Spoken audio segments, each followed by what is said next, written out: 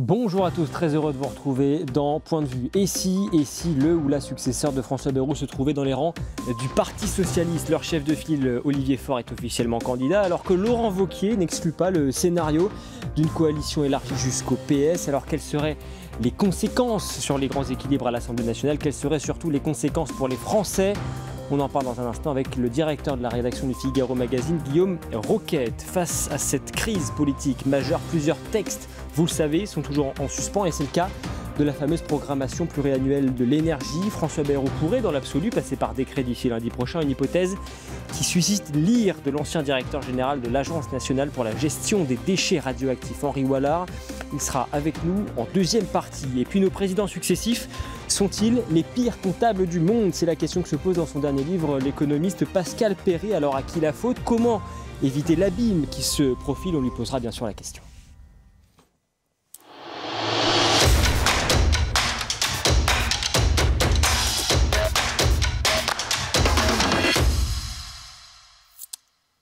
Bonjour Guillaume Roquette. Bonjour Timothée. Alors il n'y aurait pas d'épreuve politique perdue d'avance, c'est ce qu'aurait lancé Emmanuel Macron hier en Conseil des ministres, probablement le dernier de l'ère François Bayrou. Il a appelé les ministres à multiplier les contacts, les deals avec d'hypothétiques partenaires. Alors certains dans le camp gouvernemental nous disent encore qu'un trou de souris est peut-être possible, que l'on peut trouver peut-être un accord pour maintenir François Bayrou, mais on peine quand même à croire que le président de la République lui-même y croit. Bien sûr qu'il n'y croit pas. Il n'y croit pas, mais ce qu'il sait, c'est qu'il est le principal responsable de cette crise. Et donc, ce qu'il veut, c'est reculer au maximum l'échéance de sa mise en responsabilité. Je parle politiquement, c'est-à-dire que on le dira, mais finalement, tout ça, ce sont les conséquences de votre dissolution. Même s'il y a un nouveau Premier ministre, les mêmes causes produiront les mêmes effets, comme disait Nicolas Sarkozy dans son interview au Figaro. Et donc, Emmanuel Macron fait semblant de croire qu'il y a un chemin, fait semblant de croire qu'il y a encore une solution possible pour garder François Bayrou à Matignon. Il sait bien que le sort de François Bayrou aujourd'hui est déjà scellé. Bah, écoutez, j'ai entendu Olivier Faure, le patron du Parti Socialiste, nous dire que de toute façon, il censurerait. La France Insoumise, c'est une évidence. Le Rassemblement National est extrêmement ferme aussi sur ses positions. Donc, je ne vois pas comment, mathématiquement, François Bayrou peut s'en sortir. Stratégiquement, il prend un risque, Emmanuel Macron, parce qu'on a coutume de dire que le Premier ministre est infusible. C'est d'ailleurs ce qu'avait promis François Bayrou lorsqu'il était allé voir Emmanuel Macron et qu'il lui avait un peu forcé la main pour le nommer à Matignon. Je serai votre fusible. Là, c'est un fusible qui saute et on se rapproche effectivement d'une hypothèse où, comme vous le dites, le président pourrait lui-même être mis face à ses responsabilités. Bien sûr, et notamment être contraint d'opérer une nouvelle dissolution, ce qui nous replongerait dans une crise politique probablement encore plus aiguë que celle qui est actuelle. C'est vrai que vous avez tout à fait raison, le Premier ministre ne joue plus ce rôle de fusible et de protecteur. On le voit dans le baromètre du Figaro Magazine de ce week-end. Emmanuel Macron est à 15% d'opinion favorable. J'ai regardé depuis 2007, il n'y a que François Hollande qui soit descendu aussi bas. 13% à l'époque, me semble-t-il. Voilà, exactement, bravo. Et ça montre qu'il y a un rejet qui est massif et que les Français ne sont pas dupes. Et qu'ils comprennent bien que le responsable de cette crise, c'est le président de la République. 15% de cote de confiance pour Emmanuel Macron, 14% pour François Bayrou, clairement. Il a raté son exercice de pédagogie estivale, le Premier ministre. Je pense qu'il l'a raté parce qu'il ne l'a pas mené à son terme. D'abord, il y a eu un problème de calendrier. Je pense que François Bayrou aurait dû discuter avec les différents partis politiques pour essayer de trouver ce trou de souris en construisant le budget. Et donc, on aurait pu imaginer un projet de loi de finances qui soit, si ce n'est co-construit avec le Parti Socialiste et le Rassemblement National, mais au moins qui prenne en compte une partie de leur demande. Or, qu'est-ce qu'a fait le Premier ministre? Le 15 juillet, il fait une conférence de presse en disant 44 milliards d'économies, suppression de jours fériés, année blanche pour la dépense publique, et ensuite il ne s'est plus rien passé. Et donc, les partis d'opposition ont eu le sentiment, c'était plus qu'un sentiment, c'était une certitude, d'être mis devant le fait accompli, donc de ne pas être associés au processus. Et voilà que François Bayrou revient début septembre en disant « Ah bah je vais vous demander si vous êtes d'accord avec moi ». Bah forcément, les partis disent il fallait nous consulter avant. Il fallait notamment peut-être répondre à cette lettre que lui a adressée Marine Le Pen fin juillet. Effectivement, qu'elle a sorti en ce mois de septembre, et il répond « Vous étiez en vacances ». Oui, c'est pas vrai. La meilleure stratégie. Il répond ah, je l'ai reçu le 28 juillet. Oui. Alors je suis allé voir sur le compte X de Marine Le Pen. Elle a évidemment rendu publique cette lettre. Elle l'a rendue publique sur son compte le 25 juillet. Donc, sachant que Marine Le Pen n'est quand même pas un personnage secondaire de notre vie publique, il est évident que une heure après qu'elle ait été publiée sur les réseaux sociaux, la lettre est sur le bureau de François Bayrou. Donc, j'avoue de ne pas très bien comprendre cette stratégie du Premier ministre en disant moi j'ai voulu parler à tout le monde, mais personne n'était là. Il a un peu de mal à convaincre. Je reviens sur le baromètre Verian pour le Figaro Magazine ce week-end. 14% de cote de confiance pour François Bayrou. Les Français jugent assez sévèrement finalement cette initiative politique, ce vote de confiance. Est-ce que vous pensez que ça va lui coller à la peau à François Bayrou? On sait qu'il a des ambitions pour 2027 peut-être. Ça va lui coller à la peau à l'image de la dissolution d'Emmanuel Macron du mois de juin dernier?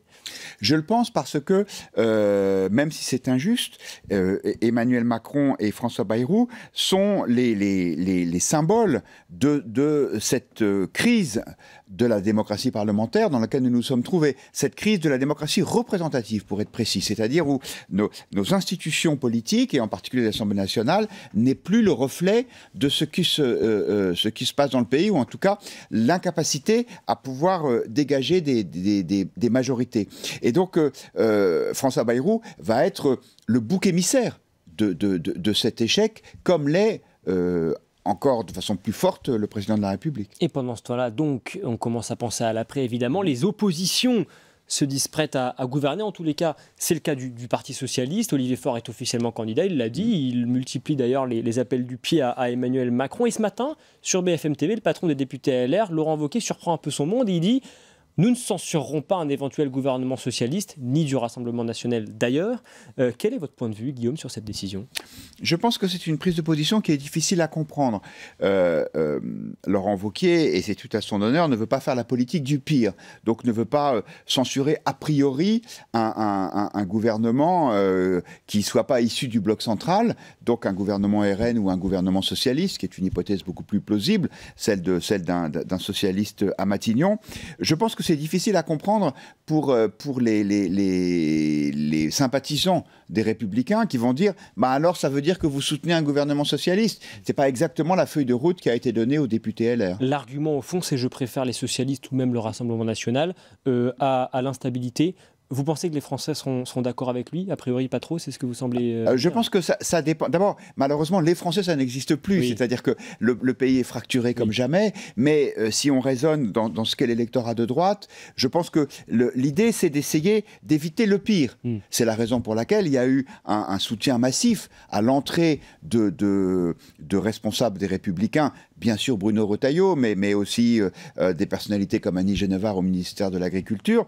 Les électeurs de droite ont soutenu cette participation au gouvernement Bayrou en disant il faut prendre nos responsabilités pour éviter un gouvernement avec des idées d'extrême gauche qui auraient été portées par Lucie Castet. Donc si les socialistes veulent effectivement appliquer le programme économique qu'ils nous ont présenté il y a quelques jours, qui est une sorte de programme LFI light pour faire court, avec une hausse massive des impôts, je pense que les sympathisants de droite vont avoir du mal à comprendre que les députés LR puissent soutenir un tel projet. Mais pour l'instant, on n'en est pas là. C'est pour ça que Laurent Wauquiez dit on ne censure pas a priori, on verrait ce qui se passe. Mais vous voyez à quel point on en est réduit aux conjectures et tout ça.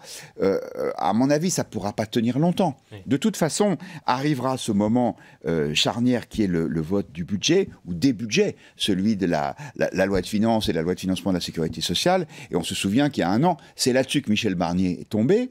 Et c'est là-dessus que François Bayrou est sur le point de tomber. Je ne vois pas, selon quel miracle, un autre Premier ministre pourrait obtenir la confiance sur ce sujet. Quand Dominique de Villepin, ancien Premier ministre de Jacques Chirac, l'homme du CPE par exemple, appelle publiquement Emmanuel Macron à nommer un Premier ministre de gauche, qu'est-ce que ça vous inspire ? Ça m'inspire que Dominique de Villepin est vraiment un personnage hors du commun. C'est-à-dire que moi, je croyais que c'était plutôt un homme de droite. Il se réfère très souvent à Jacques Chirac.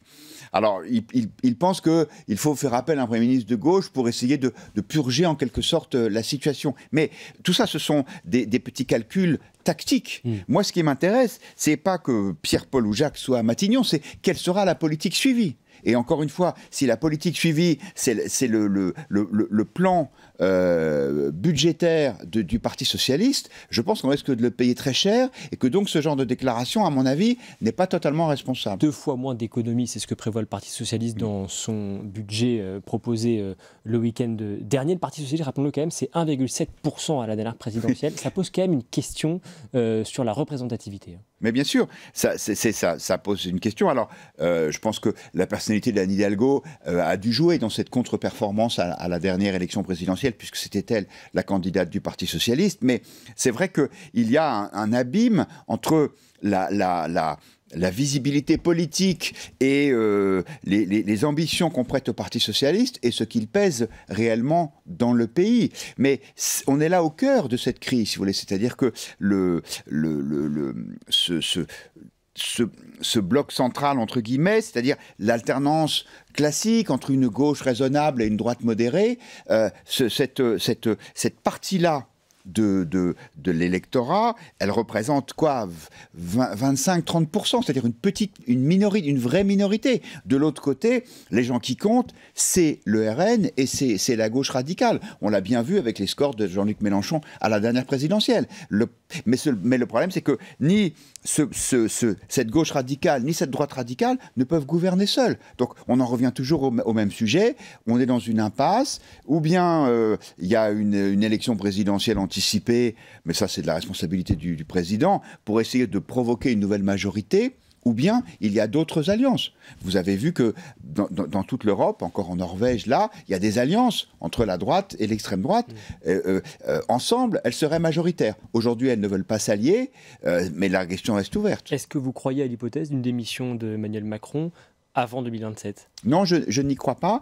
Je n'y crois pas parce que ce serait partir sur un constat d'échec terrible pour le chef de l'État, qui est un homme qui a un amour-propre et un orgueil légitime. Et donc, je pense que c'est vraiment une solution de dernière extrémité. Et là, je suis assez d'accord avec Nicolas Sarkozy quand il dit que pour la stabilité des institutions, ce n'est pas forcément souhaitable. C'est-à-dire que Emmanuel Macron, il a été élu par une majorité de Français. Je veux dire, lui, pour le coup, il a eu une majorité, contrairement au gouvernement qui se succèdent depuis un an et qui n'ont pas de soutien majoritaire à l'Assemblée. Comment analysez-vous, Guillaume, son si faible score dans le baromètre Verian du mois dans le Figaro Magazine? C'est, on l'a dit, le pire score depuis 2017, il touche le fond, c'est même en dessous de son score de l'époque des Gilets jaunes. Il aurait rêvé d'une meilleure rentrée, ça c'est certain. Oui, je pense qu'il y a une grande lassitude des Français et même inconsciemment, ceux-ci considèrent que Emmanuel Macron a une responsabilité importante dans cette crise de la démocratie représentative. Je pense que c'est vrai, pas seulement pour la décision technique de la dissolution il y a maintenant un an, mais parce que, avec le « en même temps », Emmanuel Macron a voulu dépasser le clivage gauche-droite, et c'est justement parce qu'il n'y a plus de clivage gauche-droite avec une alternance saine, naturelle, traditionnelle entre la gauche et la droite, que nous sommes dans cette situation. Et je pense que, même s'ils ne le verbalisent pas forcément, les Français, reprochent cela au président de la République. Alors, en attendant, et alors que chaque jour semble nous rapprocher de la chute du gouvernement, l'actualité, elle ne manque pas d'inventivité. Dans votre éditorial ce week-end, Guillaume, vous revenez sur cette incroyable rave party dans l'Aude, organisée, donc, rassemblement géant, près de 2500 personnes ce week-end, un peu moins cette semaine, rassemblés illégalement évidemment pour une fête grandeur nature sous le regard des abusés des riverains qui n'en peuvent plus. Ce témoignage du maire de la commune, ils sont sur des propriétés privées sans autorisation, ils détruisent et la préfecture me dit qu'on ne peut rien faire pour les faire partir, on marche sur la tête. Quelle cruel aveu d'impuissance. Oui, je pense qu'il y a une double impuissance. Il y a une impuissance concrète, pratique, qui fait qu'il n'y a pas suffisamment de forces de l'ordre dans notre pays pour pouvoir arrêter l'organisation de ce genre de mouvement avant que la police ou la gendarmerie ne soient débordées par le nombre. Et puis, il y a aussi une impuissance juridique.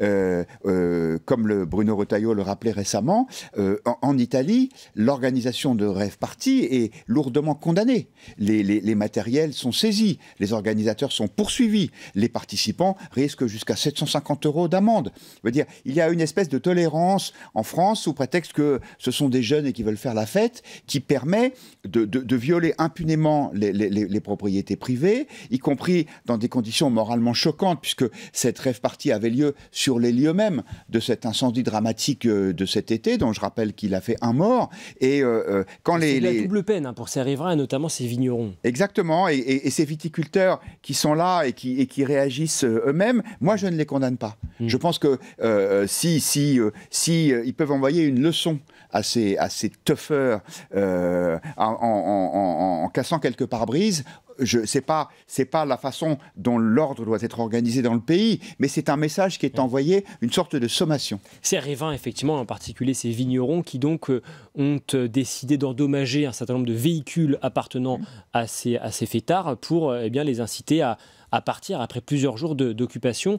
C'est quand même le triste symbole de ces Français qui finalement aujourd'hui sont obligés de se faire justice eux-mêmes. Oui, parce que l'État n'arrive plus à maintenir l'ordre. Je pense qu'il faudrait y avoir une forme de collaboration, de coopération entre les citoyens et les forces de l'ordre. Et dans mon éditorial, je rappelle ce qui s'est passé en juin dernier, en juin 2024, c'était en Lozère, où il y a eu une action concertée des forces de l'ordre et des agriculteurs pour bloquer une rave party. Concrètement, ça s'est passé de la façon suivante. Le temps que les gendarmes puissent se rendre sur place, les agriculteurs ont bloqué les accès avec du matériel agricole qui était installé en travers de la route. Tout ça s'est fait en concertation avec le cabinet du préfet et ça a permis d'empêcher la tenue de cet événement. Je pense qu'il y a des pays comme la Suisse, par exemple, où les citoyens sont beaucoup plus associés au maintien de l'ordre, et compte tenu de la progression de la délinquance, je pense que c'est une piste à suivre,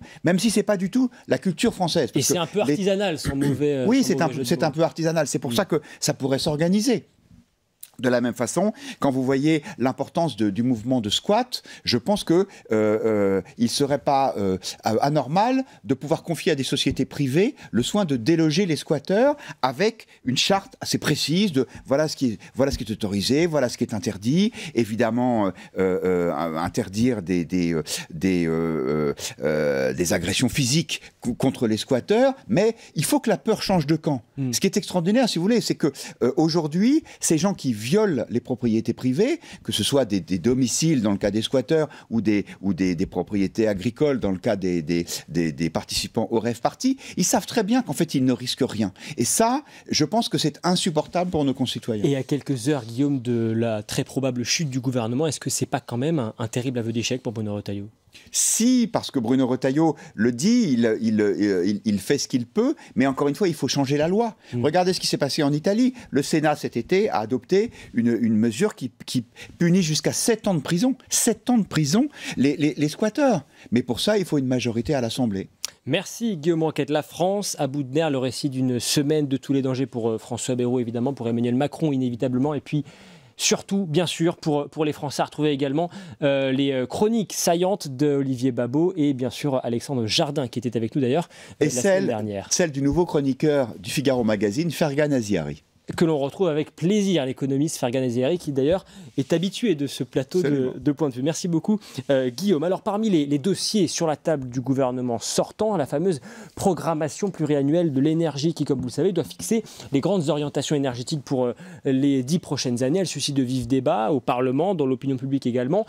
Et si François Bayrou décidé de passer en force et de publier le décret avant le 8 septembre. L'hypothèse est loin d'être certaine, mais elle inquiète certains acteurs du secteur. C'est le cas de l'ancien directeur général de l'Agence nationale pour la gestion des déchets radioactifs, Henri Wallard. On est avec lui dans un instant. Je vous propose d'écouter le point de vue de l'ancien patron d'EDF, Henri Proglio. Il était l'invité de notre émission il y a quelques semaines.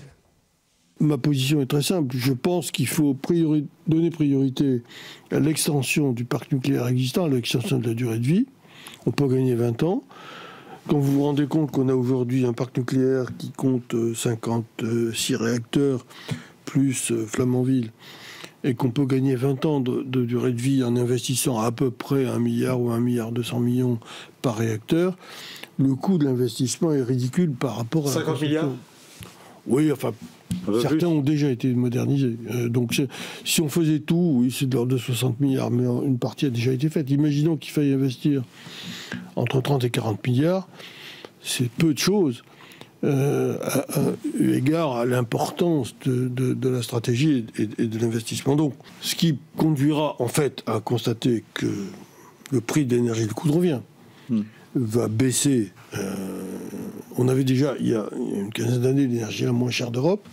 Si on gagnait 20 ans de durée de vie, on pourrait évidemment, compte tenu de l'amortissement sur la durée, baisser significativement le coût de revient de l'énergie. Bonjour Henri Wallard. Bonjour. Merci d'être avec nous. Vous êtes ancien directeur général de l'Agence nationale pour la gestion des déchets radioactifs. Vous êtes désormais patron de l'agence de conseil en énergie New Covalence. Je rappelle que vous avez publié l'année dernière ce livre, Mensonges d'État, imposture écologique, dans lequel vous fustigiez déjà à l'époque la politique climatique du gouvernement, que vous jugez improvisée, mal préparée, notamment sur la question du nucléaire. On va en parler ensemble. Vous suivez évidemment de près ces débats autour de la PPE. En l'état, le texte acte la relance du nucléaire, mais il entend également monter en puissance sur les énergies renouvelables, avec notamment la question de l'éolien, le déploiement de l'éolien en mer. Quel est, votre point de vue sur cette programmation pluriannuelle de l'énergie ? Mon point de vue, c'est qu'il faut passer du « en même temps » à « au bon moment ». À vouloir tout faire de manière précipitée, on va tout faire mal. C'est ça aujourd'hui le sujet important. Vous pensez qu'on a voulu aller trop vite ? Alors oui, parce qu'en fait, aujourd'hui, la consommation d'électricité, je parle de l'électricité, la consommation d'électricité en France, elle baisse. Elle a baissé de 1% sur les 8 premiers mois de l'année par rapport à l'année dernière. Et elle est toujours de 6% inférieure à ce qu'elle était en 2017. Donc il n'y a pas d'urgence. Il n'y a pas d'urgence. Il faut prendre le temps avant de s'engager dans le long terme. Il faut travailler, bien sûr, mais il n'y a pas d'urgence à se précipiter dans des investissements et encore moins d'urgence à prendre un décret de manière précipitée dans le contexte politique d'aujourd'hui. Il est nécessaire malgré tout de revoir cette programmation pluriannuelle d'énergie. Le texte actuel qui avait été adopté il y a 5 ans, lui, il était tout à fait défavorable au nucléaire. Bien sûr, il faut revoir le texte, c'est évident, mais pas le revoir n'importe comment.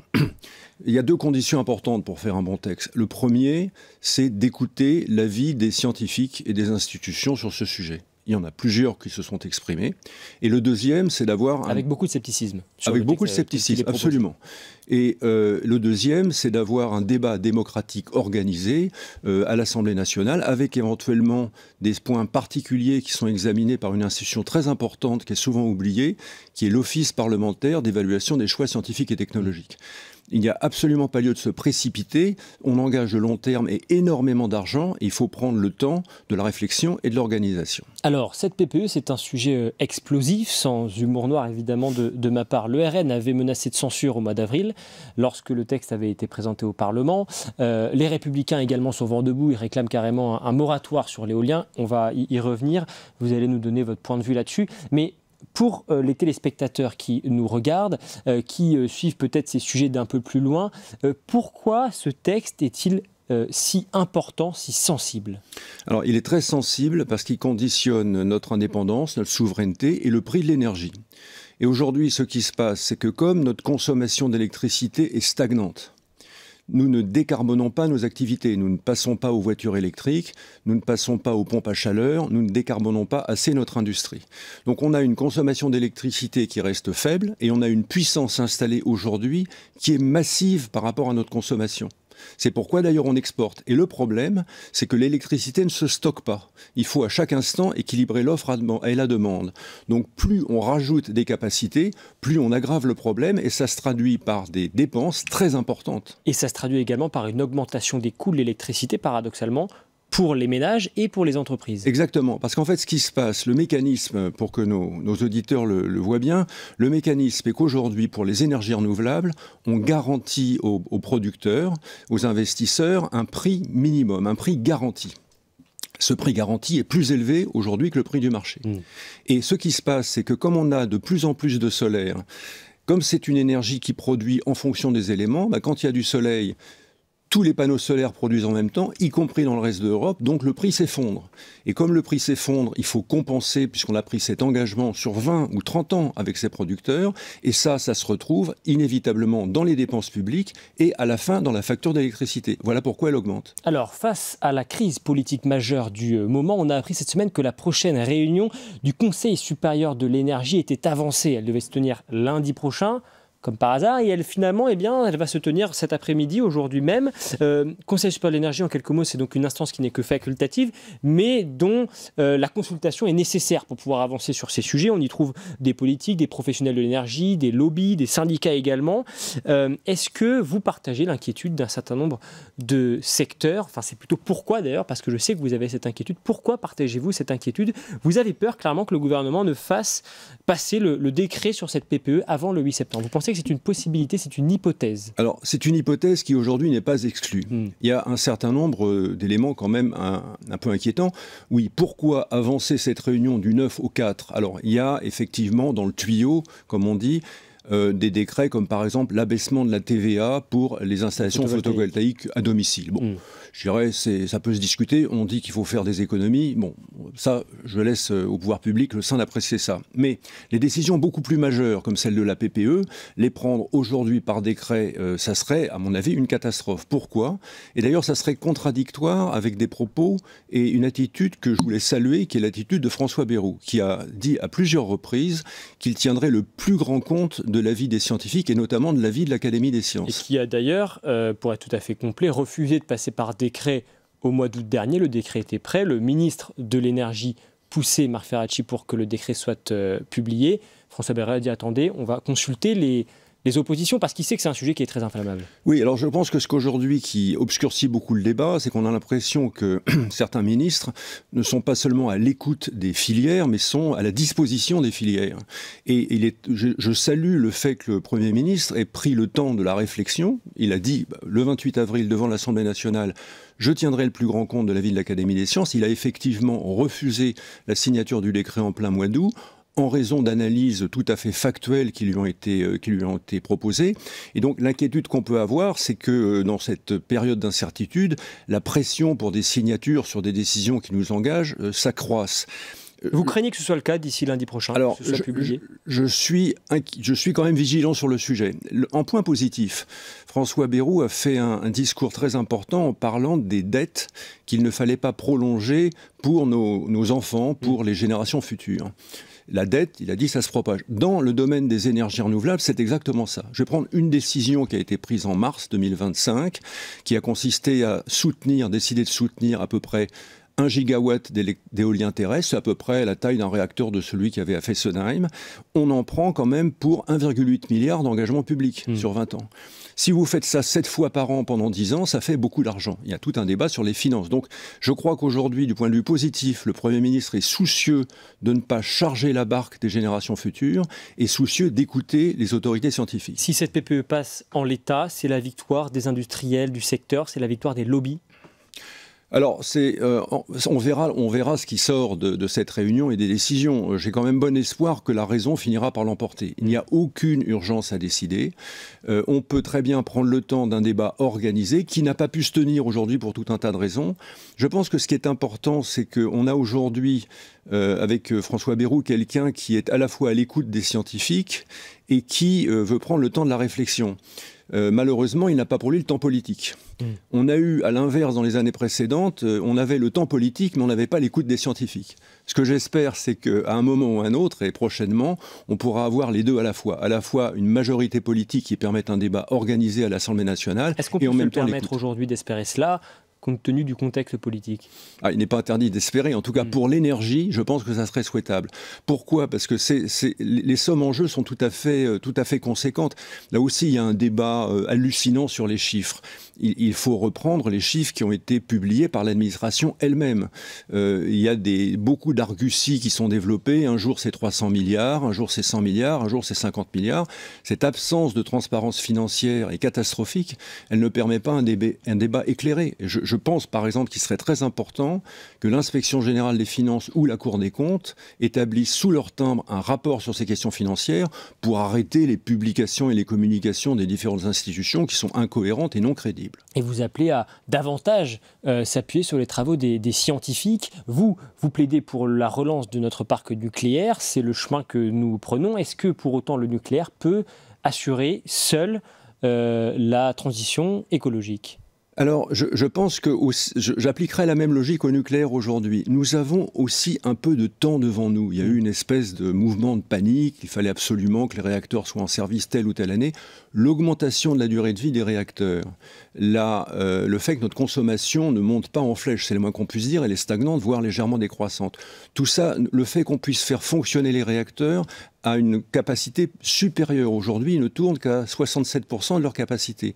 On peut facilement augmenter de 7 à 10 points. Et ça nous fait beaucoup d'énergie disponible. Et on est exportateur. Donc on a le temps, à la fois pour le nucléaire et pour les renouvelables, eh bien de planifier correctement et d'optimiser, surtout financièrement, ces investissements. Justement, est-ce que nous sommes capables aujourd'hui de maintenir une industrie nucléaire qui soit à la fois compétitive et à la fois, bien sûr, qui soit sûre ? Alors, sûr, sans aucun doute, dans la mesure où les autorités de sûreté sont très indépendantes, très rigoureuses, et il n'est absolument pas question de s'approcher des domaines qui seraient des domaines qui mettraient en péril la sûreté des installations.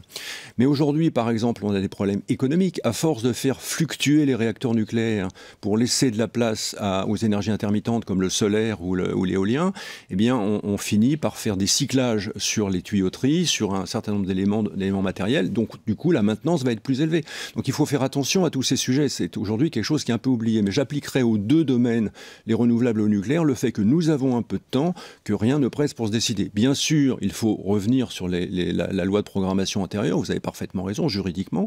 Mais on peut très bien faire ça dans un contexte qui est quand même moins acrobatique qu'aujourd'hui. Est-ce que vous êtes d'accord avec le ministre de l'Énergie, au moins sur ce point, lorsqu'il dit, Marc Ferracci, avant que de nouveaux réacteurs soient en service, nous aurons besoin du solaire et de l'éolien? Je ne suis absolument pas d'accord. C'est typiquement ce que je disais tout à l'heure comme des propos qui semblent enfourcher exactement ce que disent certaines filières industrielles. Je comprends que la filière éolienne ou que la filière solaire disent ça, mais ça n'est pas vrai. Ça n'est pas ce qu'écrit le haut-commissaire à l'énergie atomique dans une note qui vient de fuiter la semaine dernière. Pourquoi notre consommation ne croîtra pas? Vous avez évoqué mon livre et les contradictions. Prenons le cas des voitures électriques. Pour décarboner, il faut consommer plus d'électricité, moins de pétrole et moins de gaz.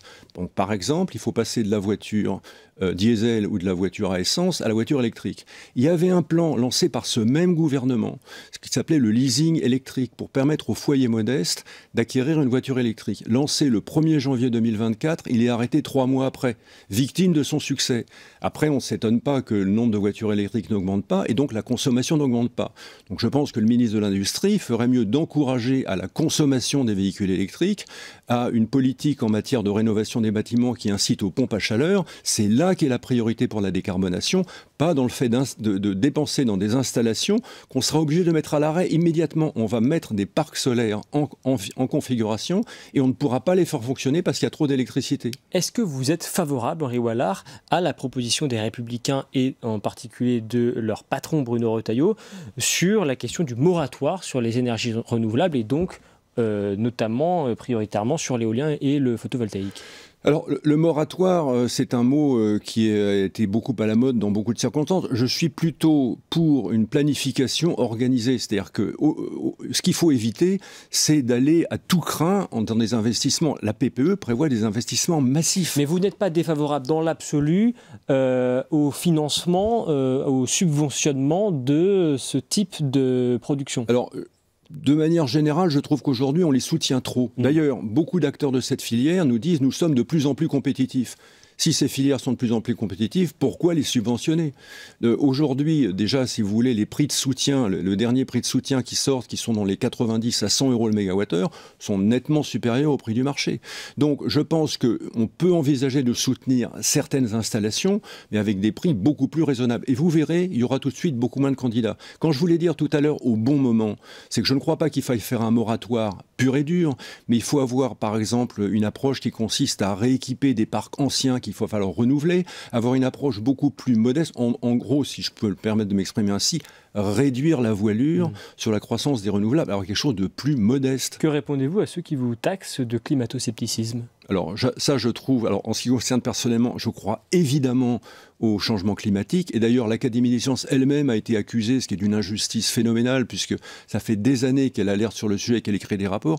Justement, je ne suis pas climato-sceptique. Pour agir pour le climat, il faut passer aux voitures électriques, passer aux pompes à chaleur, pas ajouter des éoliennes qui ne feront rien pour le climat. Le débat est mal posé. Le problème est pris à l'envers. C'est la décarbonation la priorité, pas le fait de rajouter des panneaux solaires qui ne produiront rien. L'actualité cette semaine, Henri Wallard, c'est également cet accord conclu entre l'Union européenne et la France, accord de principe, autour de l'exploitation des barrages hydroélectriques. L'Union européenne qui reproche depuis des années à la France la position dominante d'EDF, c'est la loi de la mise en concurrence pour l'exploitation des barrages. En vertu de cet accord, l'Union européenne accepte le maintien des acteurs historiques et donc en particulier d'EDF qui les exploite, je crois, à 80%.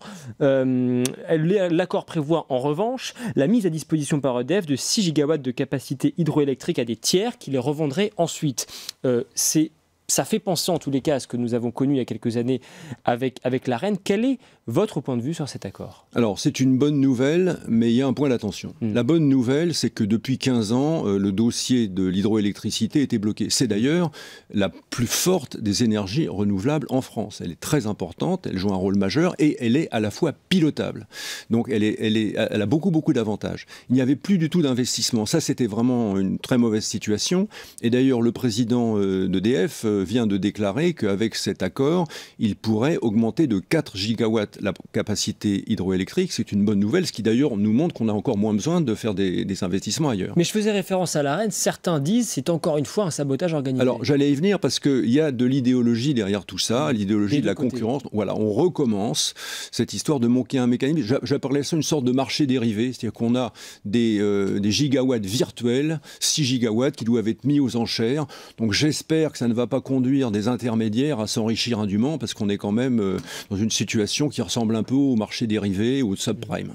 Merci Henri Wallard, merci beaucoup. Ancien directeur général de l'Agence nationale pour les déchets radioactifs, désormais patron de New Covalent. Je rappelle votre dernier livre, Mensonges d'État, imposture écologique, paru il y a 1 an, c'est chez Fayard. C'est une enquête passionnante qui est à retrouver en librairie. Merci beaucoup d'avoir été avec nous. Un autre livre qui revient sinon sur un mensonge, en tout cas sur des décisions absurdes et irresponsables. C'est cet essai signé par l'économiste Pascal Perret. Comment notre pays en est-il arrivé au point de se demander s'il sera capable de boucler son budget? Comment nos présidents successifs ont-ils à ce point pu jouer de la facilité au risque de dépenser par la dette l'argent dont nous ne disposions pas? On en parle dans un instant avec Pascal Perret. J'essaie de ne pas employer des mots qui soient des mots déplacés.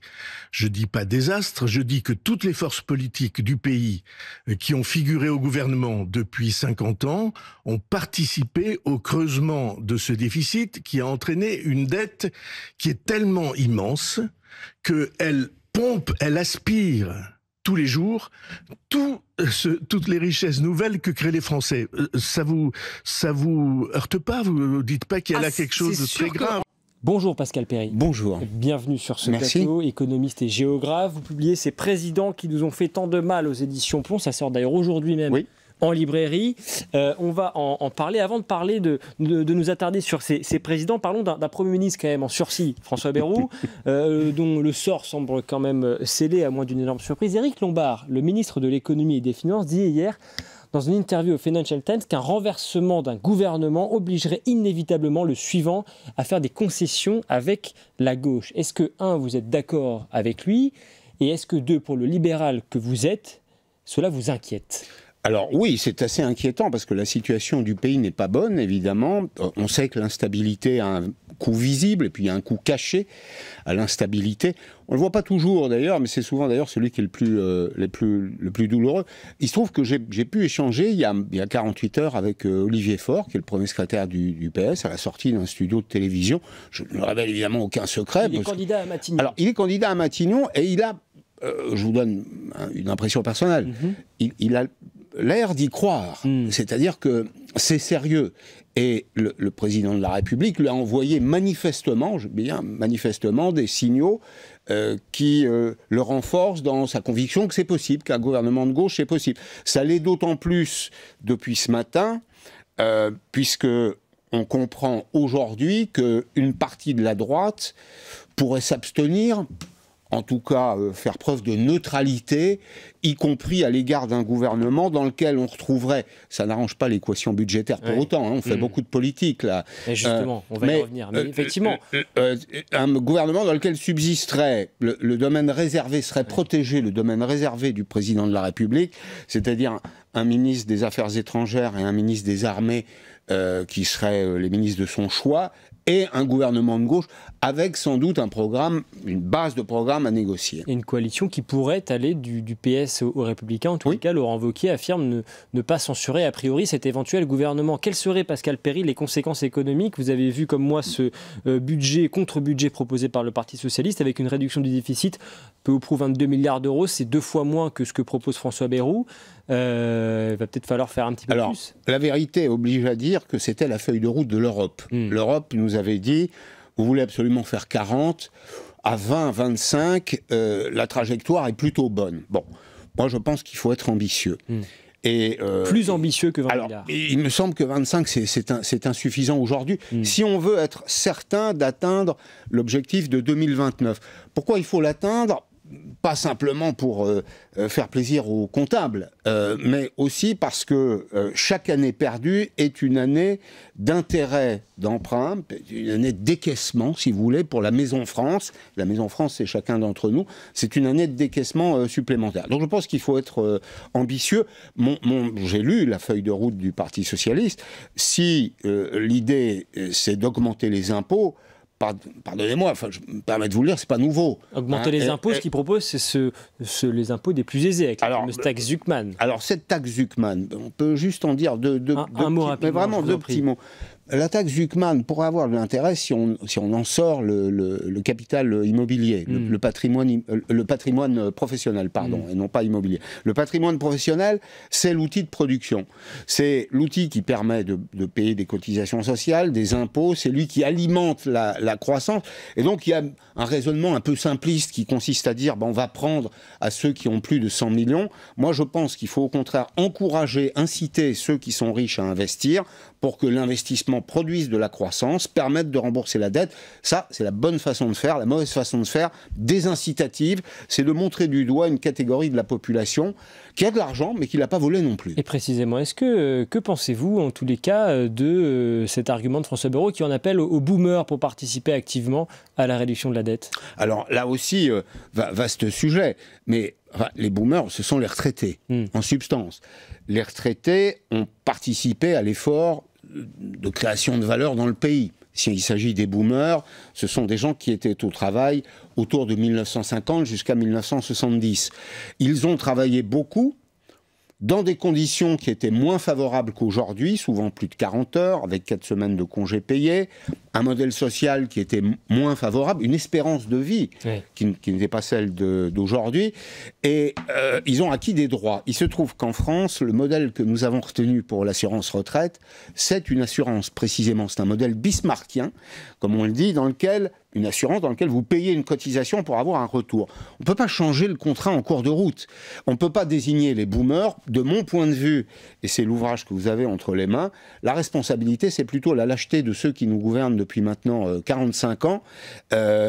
C'est facile de se tourner vers les riches, les boomers, demain qui, en réalité? Mais est-ce que le problème, et j'en viens à votre livre parce que c'est un thème que vous abordez, est-ce que le problème n'est pas aussi qu'on a un peuple qui finalement s'est trop habitué aux acquis sociaux, sauf qu'à l'époque, ces acquis étaient financés par la croissance, par le travail. Aujourd'hui, et depuis 40 ans, ils le sont par la dette. Si, c'est un bon résumé. Oui, pendant très longtemps, souvent la gauche vous parle du Front populaire, mais le Front populaire a distribué du revenu social ou du progrès social sur la base de la production, pas sur la base de l'endettement. Or, ce que fait Mitterrand en arrivant en 1981 au pouvoir, c'est creuser la dette. Alors d'abord, d'évaluer le franc. Quand on avait le franc, il y avait cet outil, cette arme monétaire qui permettait d'évaluer le franc. Ensuite, il y a le recours facile à la dette. Et c'est vrai que François Mitterrand prend une France qui est endettée à 20% du PIB et la rend à 52%. C'est une croissance considérable. Et la dette, on sait aujourd'hui ce que ça produit. Il y a le principal et puis il y a les intérêts d'emprunt. Pendant très longtemps, on a financé le bien-être social, le progrès social, avec de la dette et une certaine forme de lâcheté politique en se disant ce seront les suivants. Et vous avez raison, vous avez remarqué cette idée simple qui est que les Français se sont habitués au guichet. On s'est habitué au guichet, on se tourne vers l'État, vers les collectivités, les départements, les communes, à chaque fois qu'on a un problème de revenus, et on considère que l'État doit être le payeur en dernier recours. Mais l'État, c'est nous. L'État, c'est les contribuables, et l'addition de cette dette-là, qui est accumulée depuis maintenant 45 ans, est en train de nous arriver, et elle nous est présentée aujourd'hui. Et tout le monde en prend un peu pour son gras dans ce livre. Les responsables politiques savent où sont nos failles, mais ils ne les traitent pas par conformisme ou par faiblesse. Oui, il y a eu beaucoup de démagogie à gauche, et puis il y a eu aussi beaucoup de lâcheté à droite, il faut le dire. Vous dites que la gauche a cassé la valeur travail et que la droite a péché par lâcheté. Elle a péché par lâcheté parce que souvent, en France, la droite pense à gauche. Le général de Gaulle a converti la droite française aux idéaux égalitaires de la Révolution. Et quand on relit ce qu'il écrivait ou ce qu'il disait, y compris pendant sa période anglaise, quand il était en Angleterre, il y a un discours à Oxford auquel je fais référence notamment, dans lequel il dit en substance « Voilà quel est mon programme social pour la reconstruction ». C'est un programme quasi marxiste. C'est un programme de gauche, de progrès social. Oui, la qualification de marxiste n'est pas péjorative. Oui. C'est un programme de progrès social. Mais le gaullisme est un travaillisme. C'est un travaillisme qui a converti la droite et elle a manqué de courage. Je raconte comment, par exemple, Nicolas Sarkozy a reculé pour revenir sur les 35 heures. Alors justement, j'allais y venir. Il aurait dû revenir sur les 35 heures. Nicolas, il a quand même essayé avec les heures supplémentaires. Oui. Il aurait dû aller plus loin, il aurait dû clairement je revenir sur cette réforme. Je pense que c'était indispensable. La quantité de travail dans la société française n'est pas suffisante aujourd'hui pour financer le modèle social, d'autant que l'espérance de vie s'est considérablement accrue et que c'est un progrès. Un progrès n'a de sens que s'il est correctement financé. Alors oui, je pense qu'il aurait dû revenir dessus. Vous me dites, il y avait les heures supplémentaires. J'ai envie de vous dire, double peine. Pourquoi ? Les Français ont payé parce qu'on a dédommagé les entreprises au moment du passage des 35 heures, 20 milliards d'euros chaque année. Oui. Et deux, parce que les heures sup défiscalisées, désocialisées, par définition, ce sont des heures sup qui ne produisent pas de valeur sociale ou fiscale. Et donc, c'est une non-rentrée. Il y a d'un côté un décaissement pour l'État, j'espère que je suis bien clair, oui. Au moment des 35 heures, on dédommage les entreprises, et puis ensuite, les heures supplémentaires défiscalisées, désocialisées, c'est une contribution à la sécurité sociale qui disparaît, si vous voulez. Ouais. Mais les oppositions vous disent, oui, mais finalement, les Français, le marché s'y était habitué. Mais c'est l'argument que me donne Franck Louvrier, qui a été conseiller de Nicolas Sarkozy. Quand je lui ai posé la question, il me dit, mais... on a interrogé les entreprises et les entreprises disaient qu'elles s'étaient adaptées. Et d'ailleurs, c'était très compliqué. Il fallait revenir sur les conventions collectives. C'est-à-dire, quand il s'agit de prendre une mauvaise mesure, ça va très vite. Quand il s'agit de la corriger, on se trouve toujours des arguments. Et c'est en cela, je dis, qu'il y a une certaine lâcheté. Nous sommes quand même un des rares pays du monde où le temps de travail est aussi faible. Alors, quand vous rapportez ça à la population totale, c'est dans un pays où le travail doit financer le modèle social, ça produit la situation qu'on connaît aujourd'hui, qui est la situation d'impasse du modèle social. Au fond, c'est un peu le même débat que nous avons sur les jours fériés. On est dans un pays où le travail, concrètement, doit rapporter davantage. Le travail devrait rapporter davantage, mais on doit aussi faire de la pédagogie auprès des Françaises et des Français. Regardez votre fiche de paye, regardez votre feuille de paye, et vous verrez que, certes, il y a un écart important entre le brut et le net, mais vous financez, c'est un choix collectif qu'on a fait. Alors on peut revenir dessus, encore faut-il en discuter, mais vous financez avec l'écart, ce qu'on appelle le coin socio-fiscal, vous financez votre protection sociale et vous produisez du revenu différé, parce que la retraite est une forme de revenu différé. Alors on peut très bien se dire, comme dans certains pays européens, il n'y a plus deux régimes de retraite obligatoires, mais un seul, ou alors introduire des limitations dans le financement de la sécurité, la branche maladie de la sécurité sociale. Vous savez qu'en France, vous pouvez, un médecin qui me racontait ça il y a 2 jours, disait, vous pouvez aller voir un cardiologue 4 jours de suite, vous serez remboursé 4 fois. 4 cardiologues différents, 4 médecins différents, qu'importe, vous serez remboursé. Le problème, c'est que c'est difficile à contrôler tout ça. Non, mais très bien, c'est le rôle de l'État. On a des outils aujourd'hui. Il y a des pays quand même qui parviennent. Vous avez des pays d'Europe du Nord dans lesquels il y a peut-être un rapport à l'État qui est différent, mais aussi des outils de contrôle de la dépense publique, à tel point que chacun y est attaché aujourd'hui, parce qu'il voit qu'elle est efficace. Et le paradoxe, c'est que les Français considèrent qu'ils payent beaucoup pour un service en retour qui est faible. Vous, Pascal Perry, qui avez passé donc ces 40 années de décisions funestes, de ces décennies piteuses, à l'échelle justement de ces 40 années, comment jaugeriez-vous la responsabilité d'Emmanuel Macron dans l'explosion de cette dette? Emmanuel Macron, on le rappelle, depuis 2017, c'est environ 1000 milliards de dettes de plus. Le premier mandat est plutôt bon, il faut le dire très clairement. C'est un mandat d'enthousiasme. On crée pratiquement 2 millions d'emplois, 1 900 000. Donc ça produit de la valeur sociale. Alors il le doit en partie à François Hollande. Avec la politique de la relance, la politique du CICE, 2014. Alors, une de mes idées, c'est que si, à mon avis, d'un point de vue personnel, si François Hollande, dès 2012, avait mis en œuvre sa politique pro-business... Vous pensez qu'il aurait été réélu? Je pense qu'il aurait été réélu. Je pense d'abord, qu'il aurait pu se présenter, et 2, que c'est lui qui aurait tiré bénéfice de... il est tombé sur des frondeurs. Et souvent, la gauche se tire une balle dans le pied. Mais sur le poids de la responsabilité le deuxième mandat d'Emmanuel Macron est calamiteux. Et je reproche au président de la République, non pas d'avoir mené son premier mandat, parce qu'il l'a bien mené, mais en revanche d'avoir maintenu une dépense publique inutile qui arrosait le sable, au-delà de ce qui était nécessaire après le Covid, après la crise ukrainienne. Quand vous songez qu'on a distribué en France 70 milliards d'euros de chèques énergie et de ristournes carburant, vous vous rendez compte de ce que c'est, 70 milliards d'euros? C'est pratiquement la recette de l'impôt sur le revenu pour un an. Et tout ça, pourquoi en pure perte, auprès de Français qui avaient pour certains les moyens de payer, qui n'avaient pas besoin de subventions directes ou indirectes, et au risque aussi de mécontenter les Français. Ça alimente cette espèce de psychologie de guichet. On sait comment on y rentre, on ne sait pas comment on en sort, et surtout on produit toujours des frustrations. J'ai toujours été frappé de voir que quand on tendait des micros ou quand on filmait les Français dans les journaux télévisés au moment de la crise des carburants, à la sortie des stations-service, quand on leur disait c'est bien, vous avez un petit coup de pouce, là, 20, 30, 40 centimes, tous vous répondaient, ça aurait pu être plus.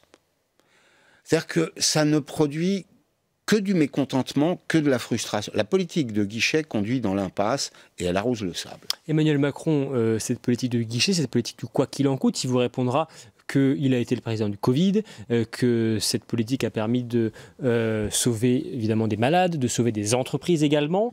Est-ce qu'on peut évaluer cette période-là simplement avec un regard sur un bilan comptable? Non, moi je le fais pas d'ailleurs.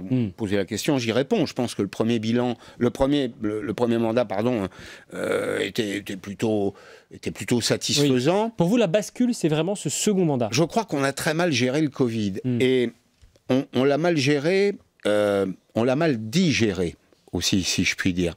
Il y a la question de la dépense publique. On est allé beaucoup trop loin. On a eu beaucoup de mal à sortir de cette politique de subvention, de soutien à l'économie.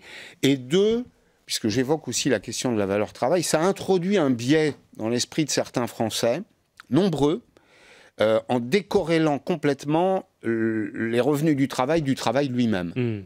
On a quand même salarié, la France a salarié 11 millions de personnes du secteur privé, les a salariés pour rester chez eux. Et elle a soutenu l'économie. C'était très bien, il fallait le faire. Mais je pense que ça a été trop long, ça a été mal calibré, et ça a introduit aujourd'hui des biais dans le rapport que nous avons collectivement à l'activité, et donc aux efforts qu'il faudrait fournir pour sortir de l'impasse. Merci Pascal Perry, merci beaucoup. Analyse détaillée à retrouver donc dans ce livre qui sort en librairie aujourd'hui, ces présidents qui nous ont fait tant de mal, la chronique de 40 ans d'endettement. Comment sommes-nous arrivés là? Premiers éléments de réponse donc ce matin, mais ça a retrouvé bien sûr en librairie dans cet ouvrage passionnant. Merci beaucoup d'avoir été avec nous. Point de vue, c'est terminé pour aujourd'hui. Je vous donne bien sûr rendez-vous demain, toujours bien sûr sur le Figaro TV. Excellent après-midi à tous.